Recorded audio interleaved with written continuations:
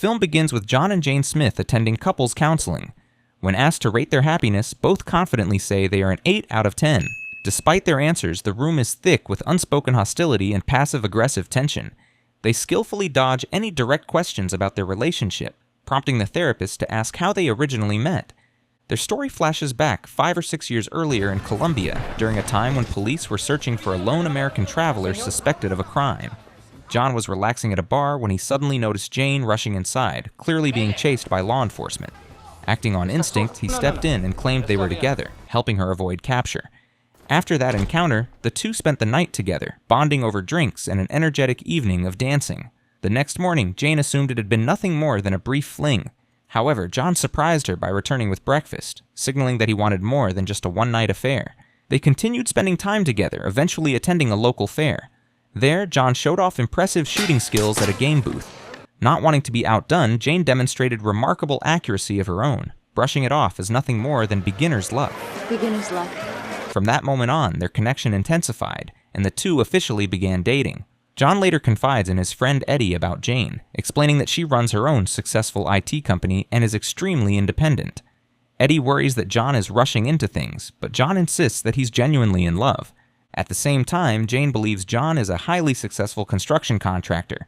Although her friend Jasmine is openly skeptical about him, John and Jane move forward anyway and soon decide to get married. 6 years pass, and the couple is now living together in a beautiful suburban home. On the surface, their marriage appears stable, but beneath it lies an odd sense of rivalry. This becomes clear during their morning routine as both compete while getting ready for work.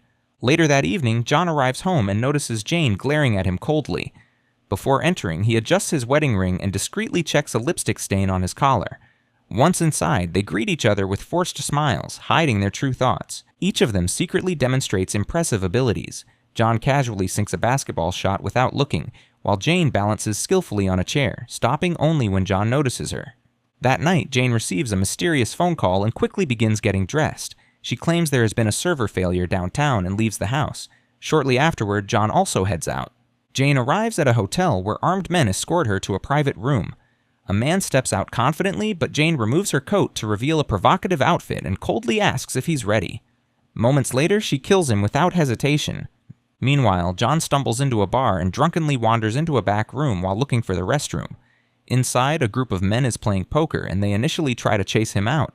When John flashes a roll of cash, they realize he's harmlessly drunk and invite him to join them while they wait for their missing friend. As soon as that man arrives, John instantly pulls a gun and kills him, then efficiently eliminates everyone else in the room with ease. Back at the hotel, the man Jane tied up assumes the encounter is part of their roleplay. Without warning, Jane snaps his neck, killing him instantly. She calmly gets dressed before his guards can react and escapes by firing a grappling hook concealed in her handbag. She glides down the building and disappears into a waiting cab. Jane nearly gets caught when she returns home but manages to change clothes just in time. The following day, John heads to his tool shed, which secretly leads to an underground bunker filled with weapons, ammunition, and stacks of cash. After he leaves, Jane jumps out of bed and reveals her own hidden arsenal, concealed inside the oven, where she retrieves a knife and a handgun.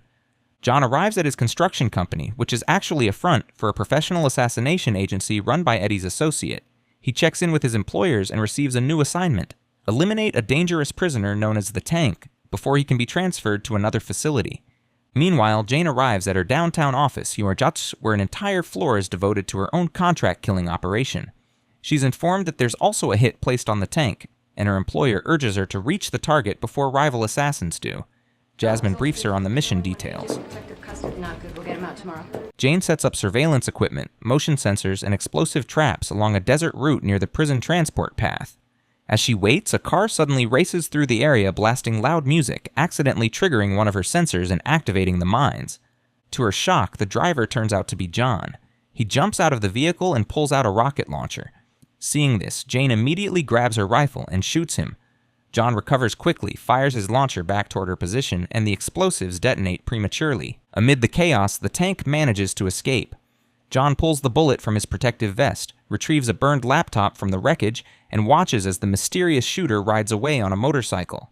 Later, John examines the damaged laptop recovered from the explosion and manages to trace it back to Jane's company. Suspicious, he waits until nightfall and secretly breaks into her office. Inside, he discovers concealed weapons, tactical equipment, and mission gear. In that moment, he realizes the truth. His wife is a professional assassin. At the same time, Jane follows the trail left by the motorcycle rider and tracks it to John's construction firm. She infiltrates the building after hours, slipping into a restricted section where she uncovers a hidden underground armory stocked with weapons and supplies. The discovery makes it clear to her that John is also a contract killer. Neither of them realizes the other was inside their workplace that same night. They both return home and act as if nothing is wrong, but the truth has already shattered their relationship. Each now knows their marriage is built entirely on secrets and lies. Not long after uncovering each other's secrets, both John and Jane are captured separately by an unknown organization. They regain consciousness in different rooms, bound and restrained, as interrogators question them about their past operations and hidden identities. Neither of them reveals any information, quickly realizing that someone has deliberately exposed them. While being transported, the convoy is suddenly ambushed. Chaos erupts, giving them the chance to break free. Fighting through their captors, they manage to escape and eventually reunite. It becomes clear that a powerful group is hunting them both, and they are no longer dealing with isolated enemies. With no other option, they reluctantly agree to work together. The trust between them is fragile, nearly non-existent, but survival leaves them no choice. Back at home, they set firm ground rules. No killing without mutual approval, no lies, and no taking personal contracts. As they prepare for what's coming, they realize the threat ahead is far greater than anything they've faced before. The following day, John and Jane attend marriage counseling, putting on the appearance of an ordinary couple trying to fix their relationship. Beneath the surface, however, both are carefully observing each other. During the session, their conversation is filled with subtle digs and coded remarks, exposing the tension that continues to grow between them. Once they leave the office, the situation turns violent. Armed attackers suddenly ambush them, forcing the couple into a fierce firefight. Despite their lack of trust, they instinctively fight side by side, moving in perfect sync. Their combat skills mesh flawlessly, allowing them to take down the attackers and escape. Later that night, the tension boils over. They argue about control, secrecy, and betrayal, with emotions running just as high as the danger surrounding them. The conflict in their marriage continues to intensify, mirroring the violence closing in on their lives. The agency assigns John and Jane to work together on a dangerous mission, presenting it as a routine operation. Unbeknownst to either of them at first, both have been secretly instructed to assassinate the other. As the mission unfolds, tension grows and they begin to suspect they're being manipulated. The assignment leads them into a heavily secured facility where they battle through multiple waves of enemies. During a tense standoff, both receive confirmation of their true orders. In that moment, they realize the agency has deliberately set them up. Rather than turning on each other, they make a split-second decision to protect one another. Redirecting their weapons toward the agency, they fight their way out and barely escape. The betrayal leaves a lasting impact, fundamentally altering their relationship forever. After surviving the final confrontation, John and Jane find themselves back in couples therapy. This time, the atmosphere is completely different. The tension that once filled the room is gone, replaced by genuine closeness and understanding. They openly acknowledge their flaws and reflect on everything they've endured, admitting that their relationship has grown stronger through the chaos. When the therapist asks them once again to rate their happiness, both answer without hesitation. They confidently say 10. The story ends with John and Jane leaving together, fully united and ready to face whatever lies ahead, side by side. And that is how it ended. Make sure to like and subscribe for more videos like this. Thanks for watching.